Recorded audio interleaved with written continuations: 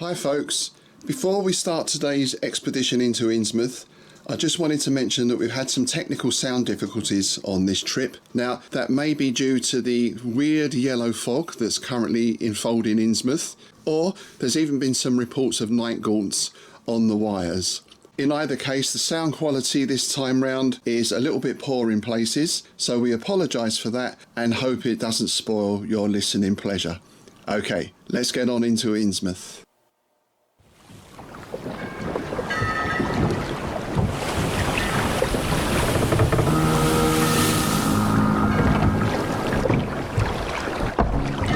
Welcome to Innsmouth, stranger.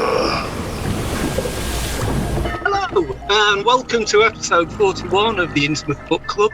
We are all together outside the Innsmouth Picture House, waiting to go in. So I'm here with Tim Mendes and Rob Poyton. Hello, chaps. Greetings. Hiya, how's things in Innsmouth? Snowing. Yeah, I can see it's a bit chilly, isn't it? Yeah. After it was nice and sunny last time. It's climate change. Is it that, or is it the Wendigo? Have the Wendigo been active again? After we were talking about them. Yeah, it's Ithaca, isn't it? Yeah. Yes. Maybe they wanted to get some frozen pilchards or something for intermission, you know? Like that old Python sketch, innit? Stormy petrol on a stick. Can it riffle? Pilchard ice cream. Do you think that's going to be the Pearl and Scream this time? It could be, couldn't it? Maybe that's what they want all the snow for. All right, so before we go in, I believe we've got a few projects and little things going on. The first thing I just wanted to mention was I had a question in to say, will we ever be available on Spotify? Obviously, we're putting things out on YouTube and Patreon at the moment, and the short answer is no. Yeah. As a jobbing musician, I think the rates that Spotify pay to artists are appalling, so I refuse to have anything to do with it, in short. I saw something a little while ago. It was Gary Newman. Yes. I can't remember. Yeah. Do you remember how many downloads it was, Tim? It was a ridiculously astronomical number because it was my name is Ruin, wasn't it? Which was a big single off the Sacrifice album, Savage album. Sorry. Yeah, and it was a ridiculous amount of downloads and more. It was hundreds of thousands, wasn't it? I think, yeah. And he got about £4.20. It was something like 78 quid, I think, or something. Yeah. So, you know, if Gary Newman can't make a decent living off of his music via Spotify, then... Exactly. And then to make it worse, they give someone like Joe Rogan, they sign him up for a multi-million-dollar deal. So, you know... So there we go. That's the short answer, is no to Spotify. Yeah, I don't use it. I know, well, because obviously, you know, being a DJ and a promoter, I know a lot of musicians, and I've been one myself, and they just all get stiffed by Spotify. So it's like, you know. Absolutely. So that's that. Now, I believe we've got some projects coming up and coming out as well. John, you've got a new book. Is that right? I have the Tower Anthology. We talked about the music CD that came out recently. This is the book that goes with it. It's called The Body of Horror, Stories Inspired by the Cinema of David Cronenberg, curated by the wonderful Raphael Pizzella. And the stories in there by people that we've had on the show, Lino and Barris. Oh, nice. There's me. There's my good friend Andy Petroric. He's got a fabulous story in this, which has got no words, really. It's all images, like found objects. Interesting. And yeah, it's fascinating. So it's a case of like you looking at pieces and putting the story together from it. It's actually really clever. Cool. And it's out. 8-hour records. And Tim, you've got a new anthology out, is that right? No, this one's a novella. Novella. Yeah, it come out last week. Miracle Growth.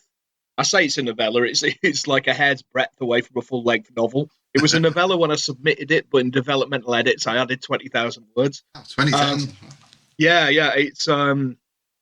It's a sort of cosmic horror with very black comedy. About it's sort of plant based. So yeah, it's somewhat. When asked to describe it, it's hard to describe it. It's somewhere between The Colour Out of Space, Day of the Triffids, and Hot Fuzz. Oh, brilliant! That sounds that's cool. it's called Miracle Growth, and it's out now from Erie River Publishing. Excellent, excellent. We'll get a link up to that in the notes below. And by the time this episode comes out, hopefully it will just about be launching. It's a little change of direction, actually. I've got a book coming out that's a sort of crime thriller set in East London in the early 1980s. So it's against the backdrop of a lot of the youth cults at the time, particularly the mods and the casuals. Yep. You've got East End gangsters at war with Turkish gangsters. And there's a Latvian hitman floating around as well. So it's a nice little mix of things. Nice. That's called Target, and that will either be out now or will be out very shortly. So, now... Aren't we all good? Aren't we? I'm just saying. Aren't we good? We're all doing Someone stuff. has to say it, John. We might as well. Yeah. A couple of episodes ago, we covered Dr. Phibes, and there was so much information that we managed to get in, but I've also found out a few other interesting facts as well. So here's a little roundup of fun Phibes facts that I thought I'd just throw in as a follow-up. We mentioned at the time Paul Williams and the Phantom of the Paradise, which we covered not that long before. So there's an interesting little collection. I mean, we speculated about how much Phibes would have influenced the Phantom film. And in fact, there were a lot of remakes going to be pitched of Phibes. It seemed like every couple of years someone was going to remake it or reboot it. And in 1978, someone came up with the idea of Phibes in the Holy Land, which was set around the Sea of Galilee. And the story is just totally out there. It was Phibes living there, and his neighbour, Lord Gabriel, was an insane composer. And the person that signed up for that role was Paul Williams. Oh, nice. Nice. So that's a few years after The Phantom. So he was sort of brought in to play that role, but also he was going to compose all the music for the film as well. But Phibes Rock Hop. I'd sign me up for that, man. I mean, that's like Phibes meets The Phantom, isn't it, almost? So was Vincent Price going to be Phibes again? Yeah, well, there was talk about that. There have been so many people who've going to be involved. Peter Sellers was floated at one time. All sorts of people. There's been about sort of a dozen or so Phibes projects. And even, I think it was about 2015, Tim Burton and Johnny Depp were supposed to be doing one. But none of these things ever came to pass. Although Paul Williams did play Dr. Phibes in another film. That was in 2002. It was a film called The Rules of Attraction that was based on a Bret Easton Ellis novel. That's the American Psycho guy, right? Rings a bell. Yeah. And there was apparently a psychotic emergency room doctor in there called Phibes, and that was played by Paul Williams. So. Oh, nice. Nice. And one other thing that came up with all these remakes, we mentioned Darkman as well. Yeah. In 1985, Louis Haywood of AIP was going to do an animated weekly show called The Sinister Dr. Phibes. And this pitched Phibes as a crime fighter who could change his appearance with prosthetic masks, which basically is Darkman. Nice, yeah. Darkman, yeah. So I'm not sure how much, if Sam Raimi had any involvement in that original project, but he certainly must have seen the script at some point. And a final fun Phibes fact, well, it's not a very fun fact in a way, is that on the night when Keith Moon died, he was watching Dr. Phibes. Was he really? All right. Yes, apparently so. Blimey. So there we go. That's one of them things I'm filing for pub quizzes. You know, it's going to pop up in a pub quiz, isn't it, at some point? If you're ever on an episode of Pointless. Pointless, yeah, there you go. I'm not sure how that would fit in, what sort of question they'd ask, you know. Famous last words or something. Famous last movies, I don't know. So yes, we'll probably cover the return of Phibes at some point, and then we can go through. There's so much other stuff has gone on.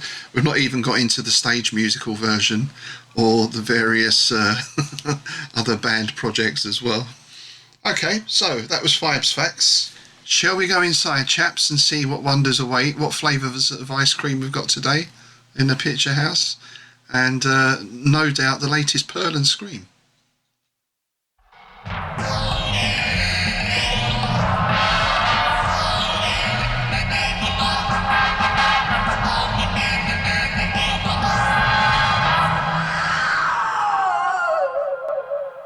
Hurry, boys and girls.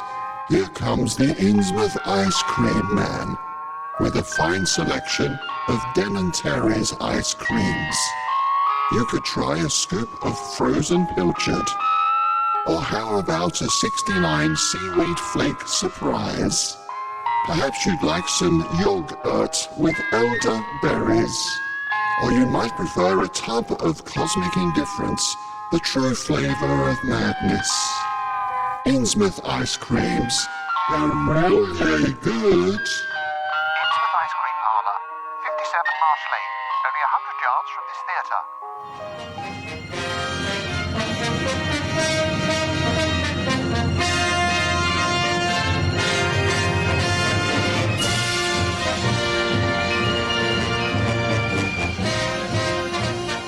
So there we are. That's Ralph Bakshi's 1978 Lord of the Rings.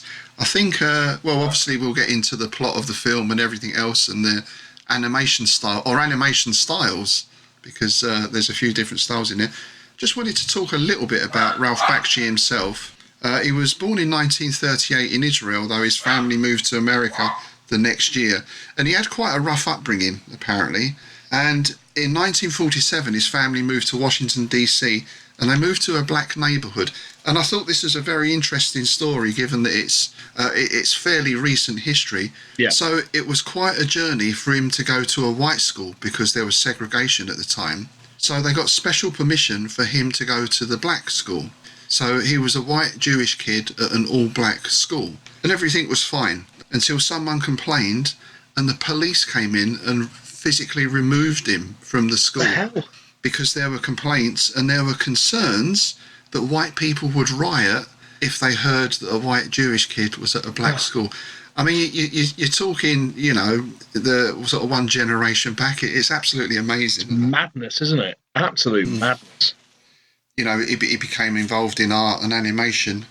For a while he was working for Terry Toons, who did Deputy Dog.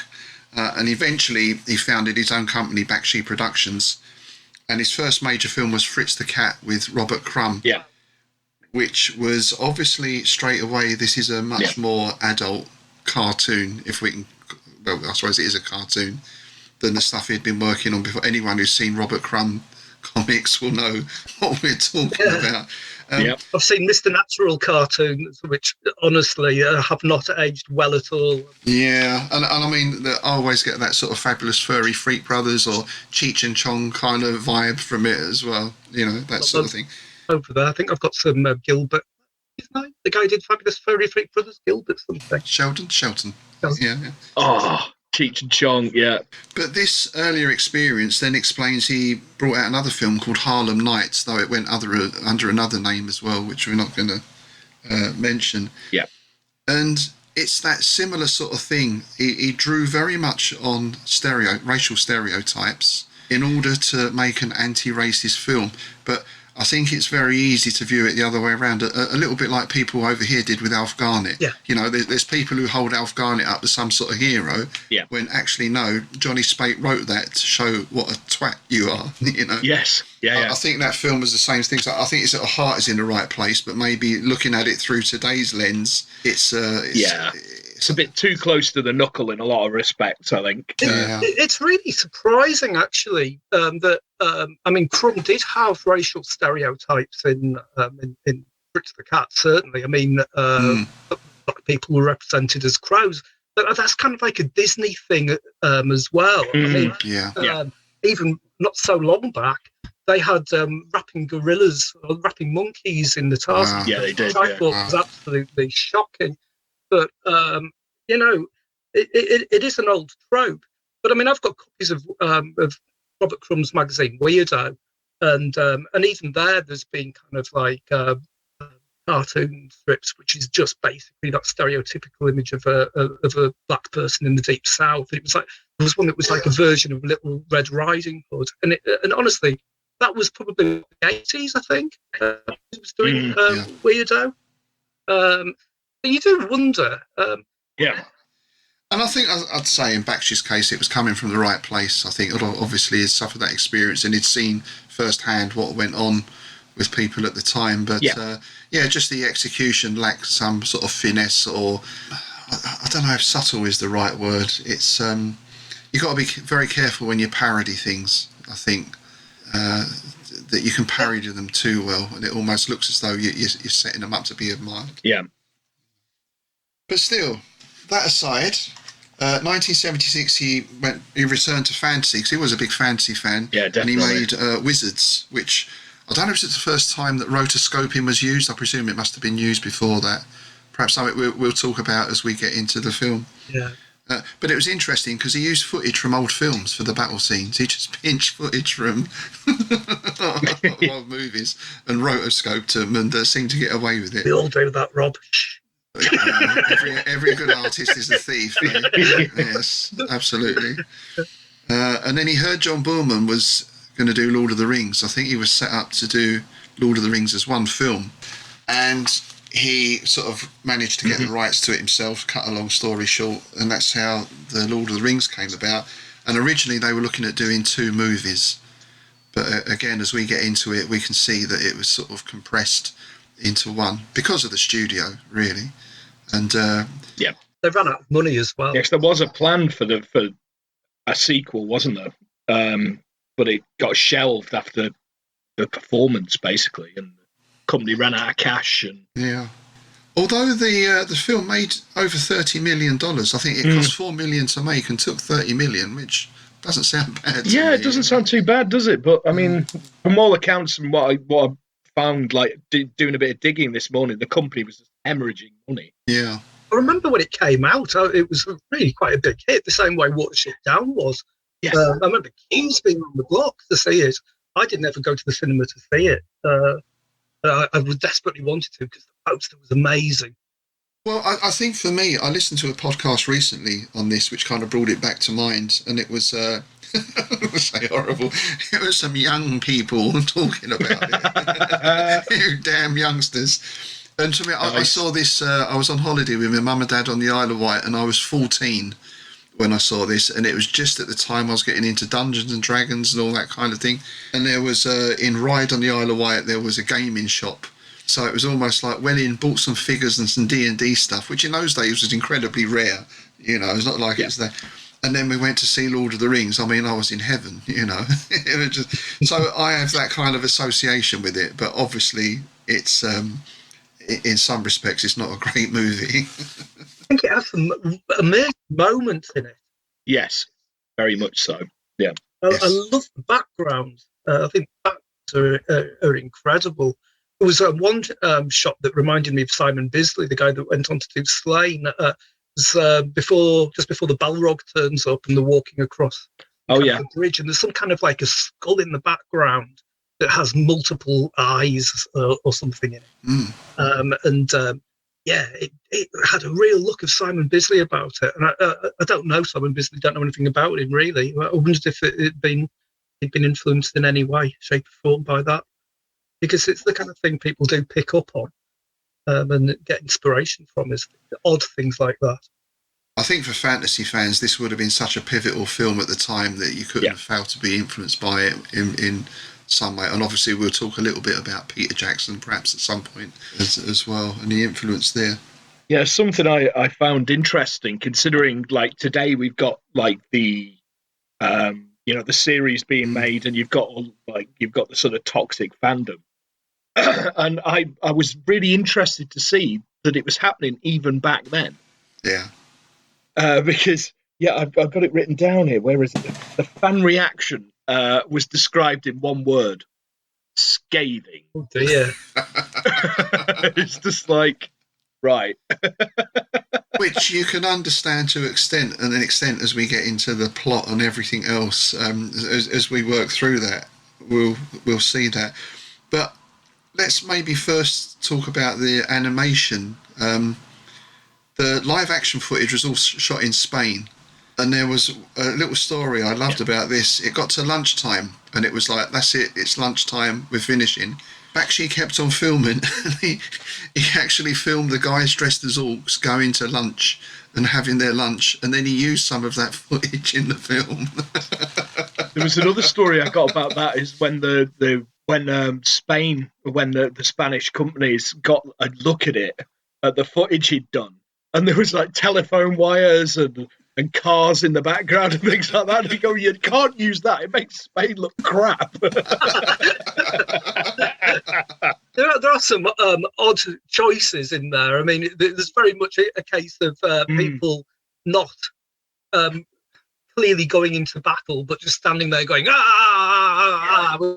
Yeah. And, Yeah, I guess nowadays that would be reenacted, like a reenactment, wouldn't it, in some way, but it does seem a bit random, some of it. So we've got this sort of mix of styles which can be a bit jarring at times. So is it like cell animation, John, and then rotoscoping? Perhaps you could explain how those two things work. Yeah, well, rotoscoping was invented by the Fleischer brothers, who people famously that made Coco the Clown, Popeye, Betty Boop, and Bimbo cartoons, which are probably a little bit rarer to find. I think are the best. There's a great cartoon called Bimbo's Initiation, which is a Bimbo who actually was Betty Boop's boyfriend originally. Betty Boop was a poodle, and then slowly turned into a woman as the cartoons went on.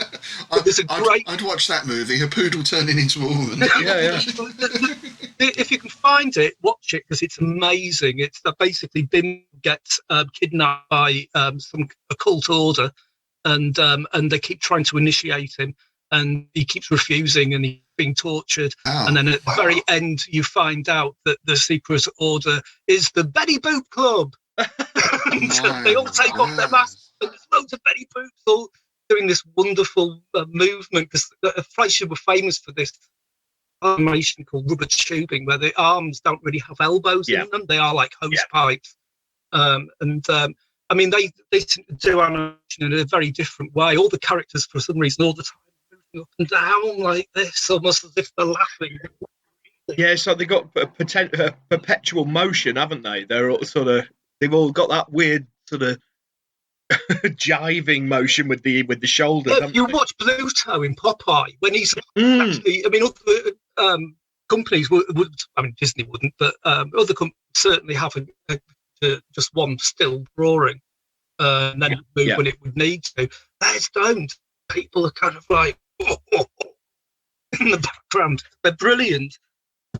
So they invented the technique very, very, very early on, back in silent days. It was a Coco the Clown cartoon, and filmed one of the brothers because they were really into trickery and things like circus performance and stuff.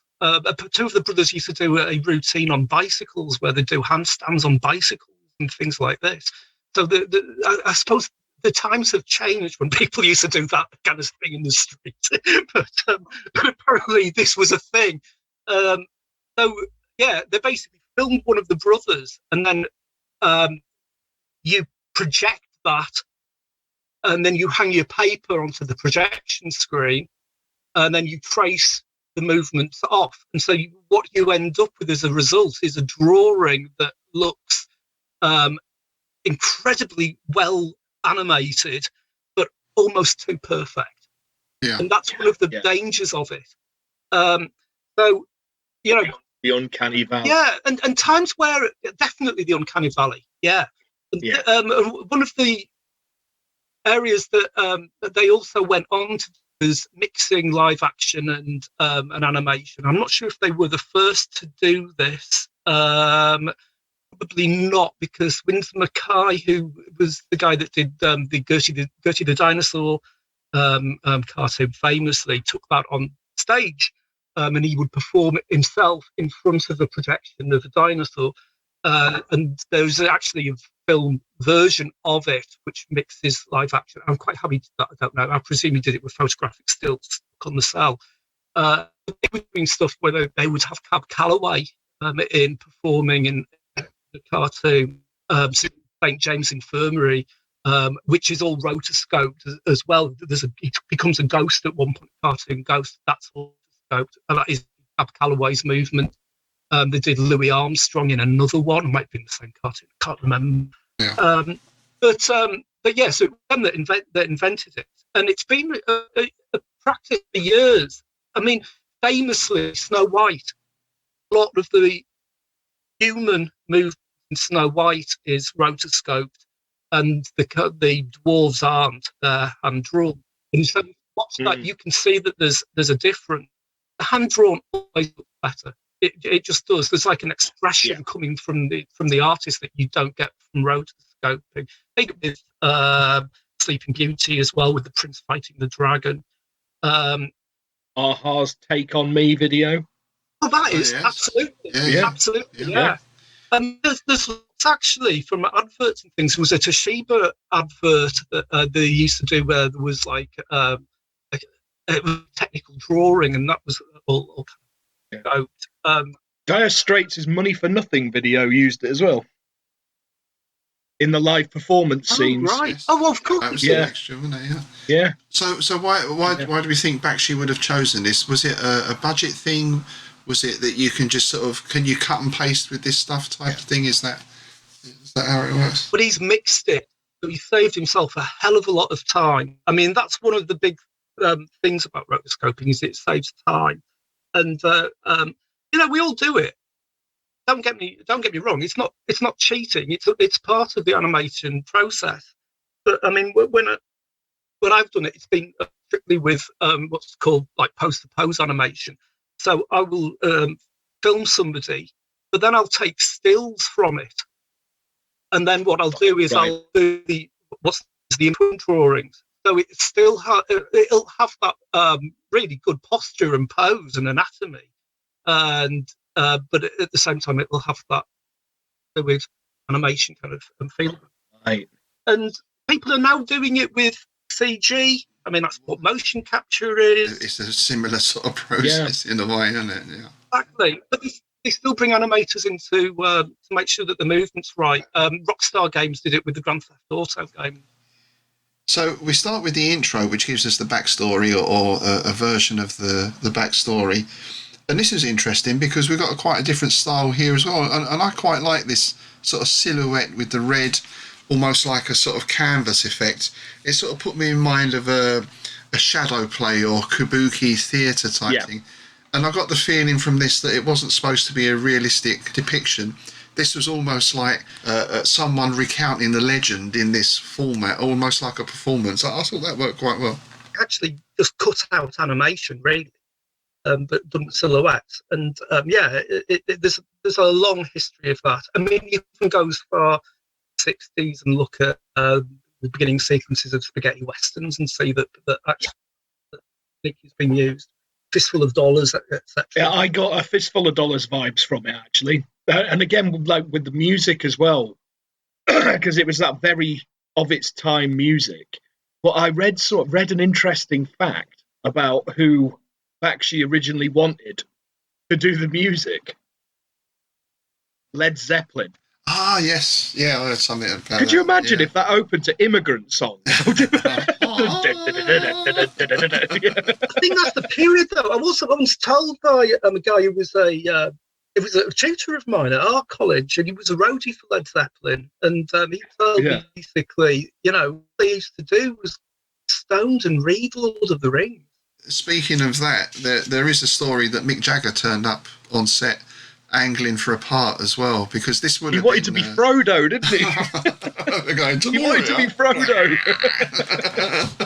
Can you imagine his movement? Strutting up and down the Shire. And mentioning the music there, so the music was by Leonard Rosenman, and actually what it reminded me of... Leonard Rossiter then. Leonard Rossiter. He was a cousin of Leonard Rosenman. It actually reminded me of Planet of the Apes, the original movies. That sort of trumpet sound. There's a certain theme that sounds very similar. I don't know who did the music for the... Well, it's like I was saying about the Shuttered Room, wasn't it? It's trumpets and oboes. Yeah. The sound of the 70s. Yeah. So we get into the movie, and obviously we start with the Shire. And I think that the film starts... Obviously the plot is very compressed, but it starts at a pace that is not that far from the book. We know that Tom Bombadil is cut out and certain other events, but you get a fairly well-paced narrative, at least. A lot of details missing, but it builds well as a film. And as it gets on, then that pace seems to accelerate and accelerate. By the end, it's almost like the history of the next 5 years in 3 words. Obviously they're running out of time. They've been told they've got to wrap up the film in 1 rather than 2. I don't know if you noticed, but there was a scene when they were going through the old dwarf tunnels where Gandalf literally just said, "We shall rest here for the night," and then it cuts to eyes in the background looking and watching them, and then Frodo just looks up, and then it cuts back to next day. Yeah. It's like literally, it was like 2 shots. Oh, it reminds me of when you got like a TV series and it gets cancelled, and it was meant to have another series, and they're trying to wrap up an entire series worth of plot in 2 episodes or something at the end. Yeah. Very much. Game of Thrones. Well, and I think that this was one of the major complaints from the fans, and rightly so, because if you had not read the book, would you get what was going on? I think at the start you can follow it, but after a while you're just going to lose the plot. And I even remember distinctly when we saw this in the cinema, the scene where Frodo gets speared in Moria. And we all understand that he's got the mithril shirt on. It's not really explained until later in the film. And he takes the spear, and Aragorn says, "Oh, I thought you were dead," and he's alive. And the woman in front of me said very loudly, "Oh, that always happens in these films." And I was like, "He's got a mithril shirt on. It was the mithril that saved him." 14-year-old. Brilliant. I love that scene though. That whole, I mean, I've got to say, like, the whole thing, the Nazgul, I thought were just so well done in it. They're the stars of the show for me. They work really well, don't they? And I think that's where, if it had stuck, I can see the rotoscope being the Nazgul world, if you like. When we slip into their world, you go into that. I think that works really well. But even the first appearance, that's the scene that's always stuck with me. Whenever anybody ever mentions Lord of the Rings, this version, that's the scene that springs. Yeah, I mean that's still effective now. I saw it before I read the book. I think I did them at around the same time. Yeah, I felt like I was kind of like going through this thing of like trying to read classic literature as much as I possibly could, and that was one of the book. And it was the motion picture version that they brought out, where they put all 3 into one great big door stopper, and long time to read. Can't say that it's the most enjoyable experience of my life. I have to be honest. So there is a lot of, hang on, we'll just stop and sing some songs, and then it'll cut to a fox, the point of view of a fox, and that's never explained like, at all. The point of view thing is quite odd, because we have a sort of narrator, a lot of it, a bit like The Hobbit, almost like a kid story. And there's some sort of talk about when we start in the Fellowship, it's still very hobbity, if you will. It's like a jolly little jaunt. And I thought it was nice they got in this, that the hobbits are singing as they're going along. Yeah. Although the other thing that does bug me a bit, and it was a little bit in the Jackson film as well, Frodo always seems way too young. I mean, in this, it looks like he's sort of a kid almost. Sounds like it. Well, yeah, they're very childlike, the hobbits, and he wasn't. He's like middle-aged, you know. I think for me as well, there's a point where, I mean, I understand that like an archetypal character type of the everyman, and there's within that you've got an archetypal character type of the character that needs to rise to the challenge, and I understand that. And to get that empathy, you've got to make the character appear weak. But in the Jackson films and this, Frodo just seems like, oh, for God's sake, get on with it. Get over yourself, man. Especially in the Peter Jackson movie. So actually, I thought I'll take slight issue with that, because I think, in the Jackson one especially, but I thought the Fall of Eisen in this scene, at least they showed Frodo standing up to the Black Riders, and he actually does the "You shall not take me" before. Admittedly, he passes out after in like a Lovecraft hero. But you know, he's been wounded. He's had a rough time. Whereas in the Jackson film, that was completely taken out, and he just sort of wilted like a lettuce leaf. Lettuce, yeah, exactly. Yeah, there was too much of that. I love you, Sam. I love you, Frodo, for me, and Well, Yeah. there's some speculation about a subtext there, particularly in this film, not so much in this book, but particularly in this. There's some exchanges between the two that could be construed as something more than friendship. Yeah. I thought all the bouncing on the beds at the end was very everyone coming and smiling. But that's that sort of childish thing again, isn't it? They make them almost like little kids. I thought in general, the Shire looked good and the interiors and everything else, that all looked fine. Yes. Sam, the voice, just no. Oh, yeah, no. Yeah. To be honest, my biggest problem with this is some of the voices. It's like I can't hear Gollum without laughing because he reminds me of Monty Python doing women. It's like it's like Eric Idle doing his woman voice, isn't it? Yeah. And that was Peter Woodthorpe, who also did the voice of Pigsy in Monkey. Oh, right. Really? and just did it the same way. Yeah. It's the same voice, it's the same accent, it's the same everything. So in my mind, it's like Gollum and Pigsy are quite sort of interchangeable. Yeah. You know? That basically was it. Yeah. I think John Hurt's good as Aragorn. I think that fits. Yeah, John looks great in everything, though, isn't he? And Legolas is C3po. Did you know that? Is it really?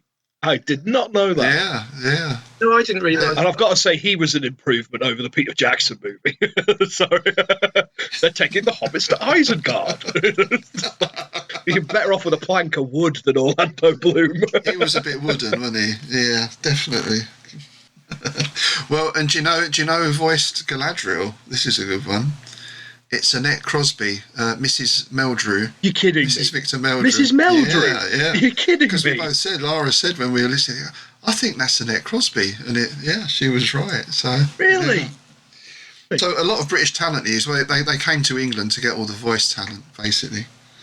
I thought there was some interesting character design choices as well, which I certainly wouldn't have gone for. Well, one note that I made was with Strider and Boromir, and also a lot of the Rohirrim, was no one wears pants. Yeah, I thought that would best be Boromir. He's just strutting about in a pair of Daisy Dukes by the looks of it. That was a weird design. It was a sort of proto-Viking sort of, I'm not sure what was going on there. It was the horny helmet. I didn't get that. Why? Which is nothing. I mean, Gondor's a sort of medieval sort of type. Exactly. Society. It was sort of like medieval London kind of thing, wasn't it? Really? Yeah. It certainly wasn't, Ethelred the Unready. I was with his trousers off. He looked particularly ready to me. Yeah, pretty ready, yeah. I just thought that Strider's face, particularly his nose, I mean, I get the impression, obviously he's been out in the wilderness fighting and doing things, but his nose looked like he'd been through the ring with them too. He kind of had a look at, it should have been in a Guy Ritchie gangster film rather than Lord of the Rings. Yeah. Sauron, you slag. You slag. Yeah. Shat it, Frodo. And then we get one of the other idiosyncrasies of this film, which is the Saruman Aruman question, because it changes between the two. And this apparently came about because the studio said that people would be confused by having a Sauron and a Saruman. So they insisted that Saruman be changed to Aruman, but yet it isn't consistent throughout the film. No. Which is in itself confusing. Which confuses things even more. Exactly. Yeah. I mean, and just another thing I noticed this time round was he's introduced as Saruman the White. I think they actually say it in the movie, but he's dressed in red. Yeah, exactly. That could work. Yeah, no, then he says the many colours. I expected him to launch into Joseph Technicolor Dreamcoat or something. He actually says Saruman of many colours at one point. It was just like, what is he? The white, goes from white to red to multicolour. Yeah. Because one of the whole point of Gandalf is messianic return to life. Later on, is that he is now white. Yeah, from grey to white, exactly. Yeah. Which is not particularly explained, but then so many things aren't. We don't really get much about Aragorn, who he really is. A sort of little bit. And a broken sword, but it's never fully explained. He just lifts up the broken sword and he says, "I'm Aragorn, son of Arathorn." And it's like, oh, we all know that. I don't know him. Lives down the hill. Yeah. And it's just like, yeah. I did like. For me, I think the best scenes are the ones with the Nazgul in, and I think my favourite scene of the whole movie is the Fords of Bruinen, where we get that really nice slow motion with the horses, where he holds the claw up to bring the other horse down, and we get the riders on the storm sort of thing going on. Yeah, I've got an amusing anecdote about that. It was in I can't remember what film magazine it was, but it was the Peter Jackson movie, and it was that scene done that. It was the picture of the Nazgul on the horseback coming through the thing, right? And the caption underneath the picture said, "The Sisters of Mercy are on tour again."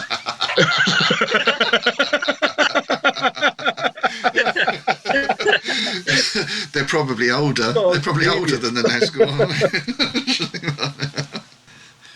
So we have the Council of Elrond, and again we get introduced to the other characters. Gimli seems quite tall for a dwarf, was another thought I had. And then they set off, and we're into Moria pretty quickly. Yeah.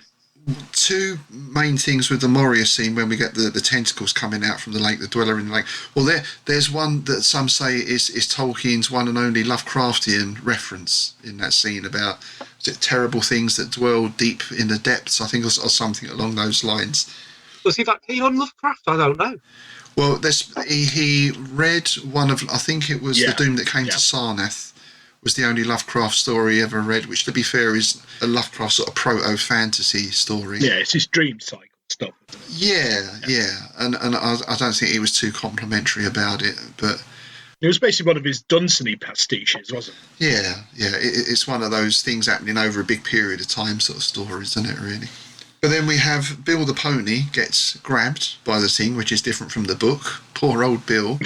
And what always got me, even when I watched it the first time, was the tentacles come to the doors of Moria and reach in and then slam them shut. Yeah. And I'd be thinking that the thing in the lake is going, oh, ow, oh.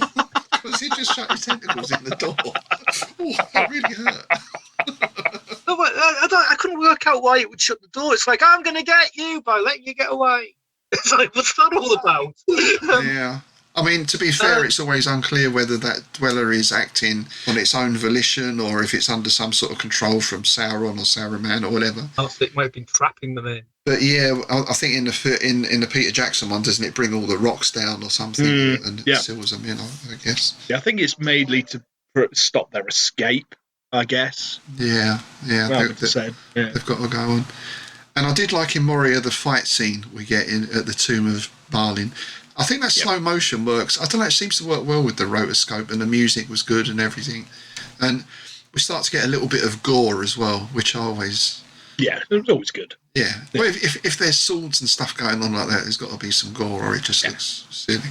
I far preferred the Balrog in the Peter Jackson film. It just felt a hell of a lot better. It looked very much like, I can't remember what the demon was called in Advanced Hero Quest. When it maybe it was in Hero Quest, I don't know, but it had that Hero Quest. It's not that big, you want it to look far more threatening, really. But I quite like the face and the design of it and how the wings were working. Yeah. Now, this is where Tolkien fandom really kicks into gear, because any mention of Balrog wings just sets off a major argument. That's a band name. Balrog wings. Balrog wings, yes. You wouldn't sell any, though, to Tolkien fans. No. Not knowing anything about this, I did think you were going to bring up Paul McCartney. For some reason, what's his connection?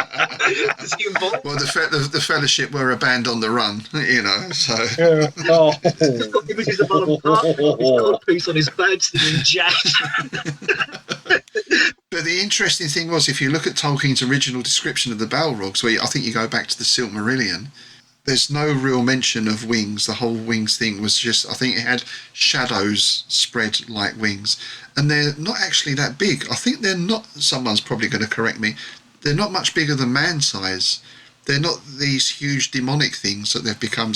Well, that's what they're normally depicted as now, like a sort of typical demon, isn't it, with the wings and the horns and everything. Yeah. But they were sort of man-sized evil spirit things. I don't know if they were made of fire, but they certainly had an affinity with fire. I just think it's really interesting how Bakshi had imagined that sequence compared to how Peter Jackson imagined that sequence. And obviously filmmaking techniques have moved on and all of that kind of thing. But Yeah. the Bakshi sequence, it's all very flat. It's all just viewed from the side, and not much else. Yeah. But, yeah, when Peter Jackson did it, it was alive. It was full of tension and what have you, and just far more cinematic. Well, there's no tension in this one, is there? There's no reason. We don't get anything about the bridge. No. It's the only way out, or that's all missing. So when this thing appears that has got a sort of lion's head and flares, and it didn't look. It didn't look the most threatening thing in the world, did it? No. No, you want to no. Banana split. Yeah. Yeah, it was a kind of thing like that, wasn't it? Yeah. Do you remember the animal crackers? Yes, I know, It was like yeah. the 70s. Yeah. So I don't know where he got that from. There was actually a better depiction in later on when Gandalf comes back and is talking about the fight he had with the Balrog, and we get those stills. The Balrog in those actually looks pretty good, but it's totally different from the sort of animated one. It's because it's like the fisherman's tale, isn't it? When Gandalf, bullshit in there. That is huge! But that's the fact that I was fighting. There was one of my favourite lines from this that me and my brother used to say all the time was when they're talking about going to Lothlorien and Boromir's kicking up about, oh, that's where the witch lives, that's what we say in Gondor, and you get then you know nothing in Gondor, which was always a favourite line. But then we're into Galadriel's psychedelic mirror. That's another band name. Galadriel's psychedelic mirror. That's definitely a sort of 1969, 1970. Balrog rings, maybe that should be the drummer in Galadriel's psychedelic mirror. Yeah, about on drums, Balrog wing. Nice. So the Fellowship splits. We get the I was going to say Sean Bean death scene, not Sean Bean this time, but that was reasonably well done, I thought. And there's the whole sort of three hunters thing was quite different from the book. Yeah. They don't. Well, I don't know if they would have met up with the Rohan lot if the film had gone on a bit longer, or if they'd have covered that in the second part, I suppose. I think this is where it sort of starts getting truncated quite a lot, isn't it? It's Yeah. all of a sudden there's Treebeard, and all of a sudden there's there, Treebeard's in and out in like 2 minutes, Yeah. isn't it? Yeah. Link and you miss him. Yeah. Isn't he always? His wife says the same.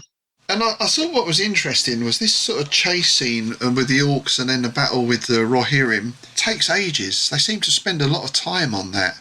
A lot of posturing, isn't it? Yeah, I don't. Was this meant to be the sort of climax of the film, perhaps, or I'm not really sure because it seemed to take up quite a chunk of time. I don't know. I just always felt like the end was a bit stuck on. I mean, they're not making these things in sequence. The sequencing comes when the editor puts things together. So, and believe it or not, people quite often in studios when they're doing the cell painting, they might run out of paint. Wow. Of one colour, and so then rather than we'll have best wait for a delivery, they'll move on. Right. And I mean, famously, when they were making maps, they only had white paint at one point, which is the reason why so much of Danger Mouse takes place in the North Pole or Antarctica, and also why there's lots of just eyes in black because they only had white paint. So, perhaps that was the reverse on this. So they had to do Saruman, Aruman in red. Maybe that was the reason for that. It was going to be multicoloured. I was reading just before I came on that apparently that's not how it was originally going to end. It was originally supposed to end with the Gollum Shelob bit. Right. But they didn't want to, but the studio were like, no, you're going to have to put something else at the end because we don't leave it on a cliffhanger. Ah, right. So it was originally going to end there. Yeah. So all that Rohan stuff at the end of it was just sort of, throw something on the end. Just chuck all that in, yeah. Because we don't get much of Frodo and Sam in Mordor. And Gollum, which is some of the best bits of the story. So we don't get the Dead Marshes, we don't get Minas Morgul. any of that. We certainly don't get Faramir, who seems to get a bum deal in all of the movies, actually. I mean, he was totally... Jackson butchered the Faramir character, I think, in the later one. He was pretty much relegated to the special edition extras, wasn't he, for most of it? Yeah. Well, we get a brief introduction, because they go to see Theoden. We get the Grima Wormtongue sort of little episode. Yep. Grima Wormtongue reminded me of Richie Blackmore for this in some reason. I'm Richie Blackmore fan, so I don't mean that disparagingly, but I don't know. I think it was the moustache, little moustache. Of course, he thinks he's an elf, doesn't it? Or he did think he was an elf at one point. Well, I actually saw him years ago doing the Blackmore's Night thing, and he came out in a black cloak with his lute, and he did look like the character. What do we think about the Orcs? Because this is my Tolkien bugbear. This is the Tolkien chip on my shoulder, which I'll speak about in a minute. But the depiction of the Orcs and that kind of thing, what did you think? I thought when they appeared in the Mines of Moria, when they sort of go, "Oh look, Orcs!" and just waving their arms around behind the door. It's almost like He-Man, isn't it? It's like, Skeletor when he gets in a rage and he's doing Well, interestingly enough, that was also rotoscoped. A lot of the filmation stuff was the Tarzan cartoons, the He-Man cartoons, and the Flash Gordon cartoons. If you actually look, they've got a lot of the same movements in them. And they repeat them so much that it's obviously done for cheapness. But yeah, no, that's exactly how I felt. And I thought there was a scene when they actually had the Hobbit. They weren't rotoscoped. They were like the people in the costumes actually running up and fighting them, and it wasn't really fighting. It was like, what is this? It's just people waving their arms around. So and then Boromir stormed in, and he was rotoscoped, and then he wasn't, and then he was, and then he wasn't. It's like, still baffling. I thought it was odd. There seemed to be two types. There was the sort of, I was thinking like barrel-shaped, fangy ones who I thought looked quite good. Yep. They looked orcish, and then there was these odd ones with the sort of broken nose type thing and big teeth going on that looked quite weird. I weren't really sure. Because in the book you've got the Mordor Orcs and then you've got Saruman's Uruk-hai. They're quite separate. But here they were all sort of mixed in together. That didn't really make a lot of sense. And again, there was no explanation of the two. There were two groups of Orcs in the chase across Rohan scene. And that sort of infighting going on, that was sort of glossed over a bit. They probably only had about 5 costumes. And well, that was it. Yeah, that was it. Yeah, stand over there and wave your arms, and then we'll do it. Now stand over here and shake your fist. And I'll stand here. But one thing I did like about the Orcs was the voices. I thought he got that right. And this comes to my bugbear with Tolkien about the trolls and the Orcs and all the little nasties are Cockneys, which to me is highly offensive. Guy Ritchie should do a version. Really should. Lock, stock, and two flaming rings or something. You especially get it with the trolls in The Hobbit.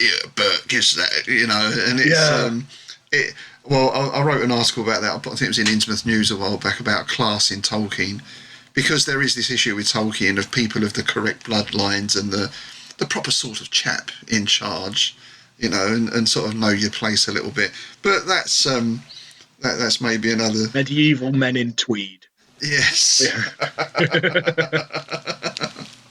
So we get the return of Gandalf, and we get sort of 30 seconds of Treebeard, which is never explained and never goes anywhere else. I didn't particularly like the look of Treebeard, but then I didn't like him much in the Peter Jackson film either, to be honest. I don't know. I mean, it's just he looked about as big as Gimli in this. It was just like, it's supposed to be a bloody tree. Yeah.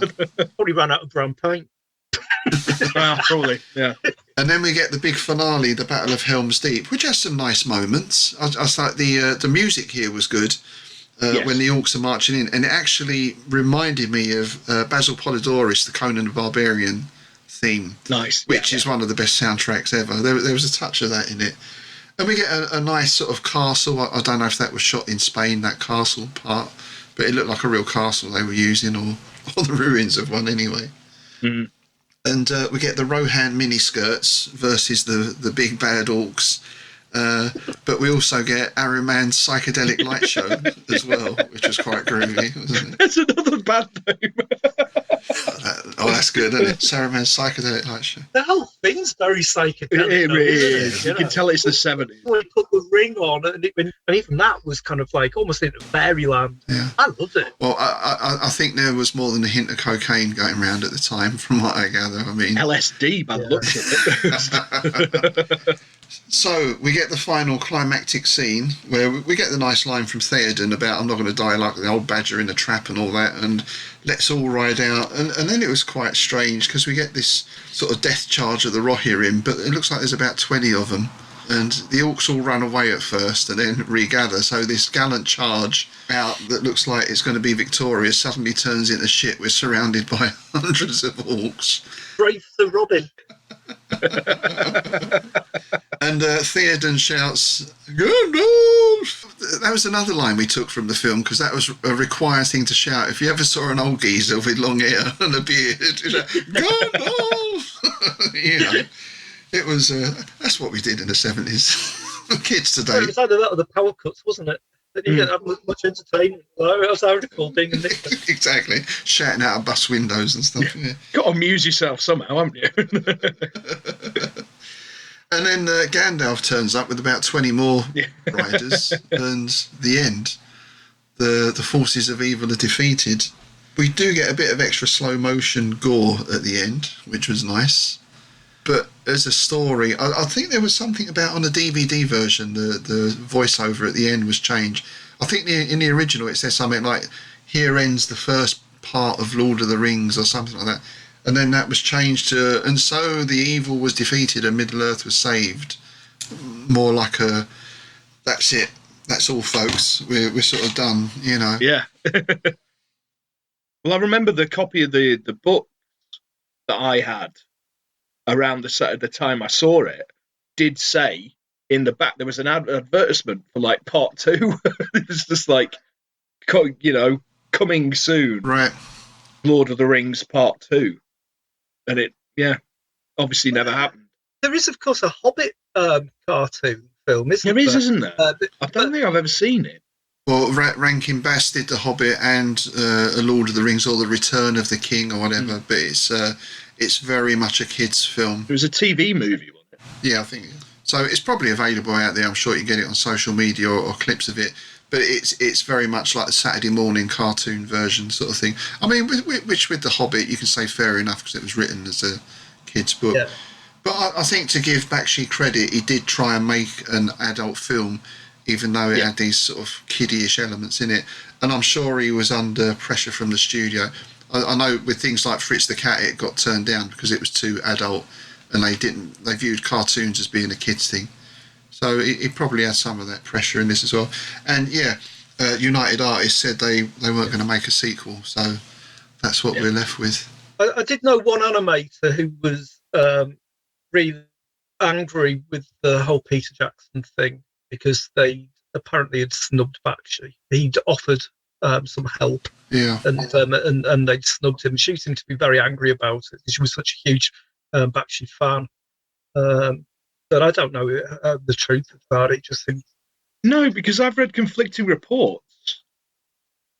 I mean, because there's a bit in apparently, because I was reading about this morning, that Peter Jackson has already said that it was an influence on him, and there's actually a scene in The Hobbit and stuff, and it's in the special features where he does the proud feet.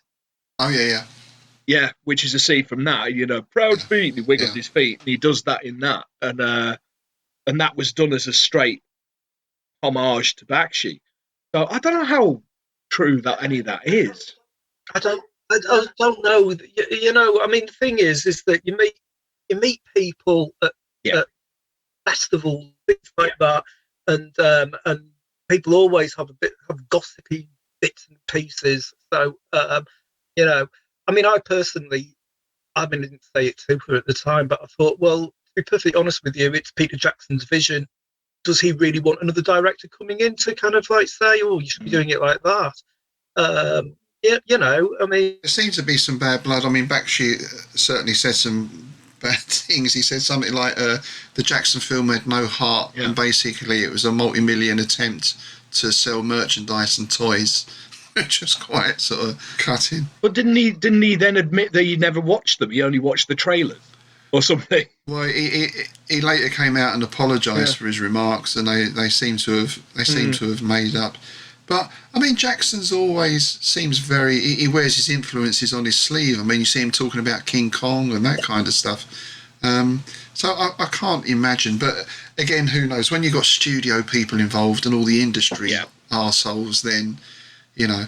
This is when you read about things like, well, even a lot of bands, right, the Doors or whatever, you've got management that say, oh, listen, Jim, and then they'll say, oh, listen, John, and, you know, there's all that sort of stuff. Well, it's like Malcolm McLaren, isn't it? He's a great example, you know? Yeah. Exactly, yeah, it doesn't really happen much, and it's not as though Bakshi was Tolkien, was it? Yeah.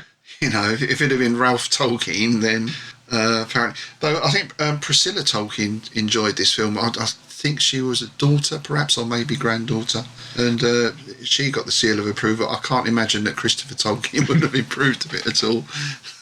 I don't think they were very happy with the Peter Jackson films, were they? There was rumours about that, and whether or not he was going to be able to make the Hobbit because of well, I think with The Hobbit, and the thing is with, I think, the new Amazon series, they can only use a certain part of the Legendarium, as it's known. So they can only use things that are directly referenced in Lord of the Rings. They can't use things from the Silmarillion. Certainly that was the case with the Jackson films. I'm not sure with the series that's going to work. So Ralph Bakshi's Lord of the Rings, I think it's very much of its time. Yeah. Good in parts. Obviously the story gets butchered in many ways, but again, as a child of memory, it gets some credit for that. And I think, to be fair as well, how else could you have done this film at that time? Live action. I don't think it would have been possible to do it live action without it looking really sort of men in rubber suits and stuff like that.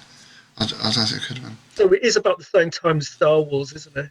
Yeah. And in fact, he used Mark Hamill in one of his films. There was a bit of a crossover between Bakshi and George Lucas. Well, obviously C3po. Oh yeah. So there's a couple of connections. Yeah. I think that's the only way you could have done it. But I mean, if you look at the exploitation side of around that time of all the bootleg Star Wars films that came out. I mean, there was a terrible one with Caroline Munro and David Hasselhoff in it called like Starfall. It even has a lightsaber in it. Yeah. They don't have the quality, and so I don't know. I have absolutely no idea of how they would have done it. I suppose Harryhausen is the only other thing we can compare it to. So you stop motion, but maybe they thought by the 70s that was looking dated. Well, I don't think so, because they used a lot of stop motion in the Star Wars films, if you remember. I mean, Phil Tippett, the Tauntauns and the AT-ATs. And even in, believe it or not, in Indiana Jones and the Temple of Doom, a lot of the mine car scene in that, where there's a big chase on the old mine train railway track, that's all stop motion. And you wouldn't necessarily know, so it was still new. Yeah, and I was to say, to be honest, the Jason and the Argonaut skeleton scene still stands up for me. Yeah. I mean, that's not been touched since. CGI wouldn't look the same. Terminator has stop motion in it. Cop does. Phil Tippett did all of those as well. Well, the stop motion in the Terminator with the endoskeleton in the end in the factory, that reminds me of the skeletons in Jason and the Argonauts, because it's pretty much the same shot when he's lurching towards the camera, sort of thing. It's the same sort of shot. Ray Harryhausen. One of the festivals that he was at, somebody had asked him who his favourite animator was, and he said, Phil Tippett, without a doubt. And when we had Phil Tippett over, Phil Tippett said, without a doubt, Ray Harryhausen. Nice. And then showed us the digital birthday card that they'd made for him, which was skeletons singing Happy Birthday. Nice. Right, because I think he just turned to me like 89 or something. And I think the thing is, maybe with stop animation, you can kind of get away with it with maybe a few things, or you've got the big monster. But in this, there's probably so much that would have to be done like that. I don't know, budget-wise, again, it would probably it'd be prohibitive. And now those puppets are so sophisticated. Yeah. So I think for its time, it stands up in a lot of ways. I mean, there's all those plot issues. Yeah. But then I think if you want the more of the actual book experience, then you look at the BBC adaptation at the time that was put out on the radio, the Lord of the Rings, which still had some issues because there were still some things that the plot left out, but was a really good adaptation. And of course on radio, you can say, oh, here's a 15-foot man tree walking towards us. You know, it's not an issue, is it? I think certainly one of the things that Jason had said when he was over was one of the gripes is Tom Bombadil isn't in the films, and he said, really, you know, look, this isn't a book. This is us trying to do a film in a trilogy. And so at some point, you've got to look at basically how the film flows, how the narrative works. And if Tom Bombadil had been in there, it would have just slowed everything completely down, changed the pacing. And we're already talking about films that are about, 3 hours long each. It is an issue, and I don't think there's been any adaptation that keeps Tom Bombadil in, whether it's the screen or radio, because it just doesn't. It's because it slows the pace down. And it is a bit of a shame, because I like the Barrow Whites and all that sort of stuff, and there's another little layer of mystery in there, but pace-wise it doesn't really work.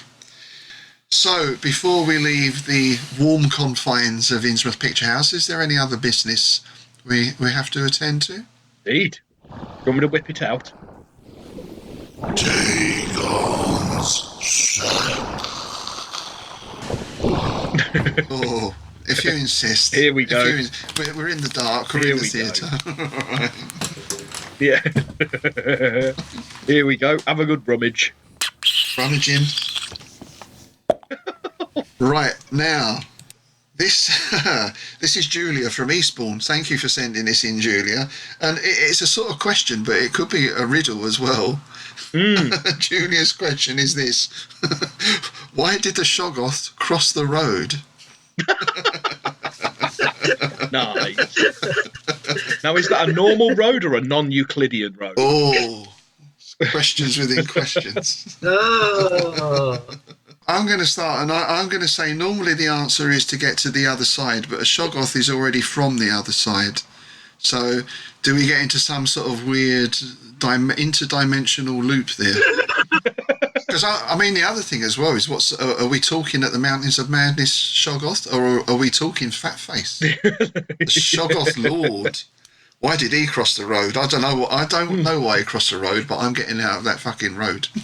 Well, he crossed the road to get that note to that weird vendor guy, didn't he? Oh, yes. Yeah. We got or if it was the Mountains of Madness, maybe he fancied one of them albino penguins. Well, pick up a penguin when you feel a bit peckish. Pick up a penguin, yeah. Exactly. I would have thought that one of these things wouldn't need to cross the road. You know, it's like, no. Bring the road to me. I ain't going over. Engulf the road. Oh, that's nice. Engulf, yes. For an album. Engulf the road. There you go. Rachel's psychedelic mirror. Well, thanks very much for that question / riddle, Julia. I think we did come up with an answer there, or a couple of answers that, hold some water. If you do have any questions, then please do send them in to dagonsack@outlook.com. Whether they be riddles like that one or more serious questions, we're happy to answer them all. Even spam. Dagon likes your spam at all. It makes a change from eating, we won't mention what Dagon eats, but, a little bit of spam changes his diet up now and again. So that about wraps it up for this time, folks. Thanks for joining us again today. Thanks, as always, to our patrons Russell Journey, Chris Carr, Sharon Suffier, Nick Lorimer, Justin Woodman and Lee Clark Zumper. If you'd like to join their swelling ranks and help us spread our tentacles further, then check out our Patreon site where you can join at 3 levels of membership.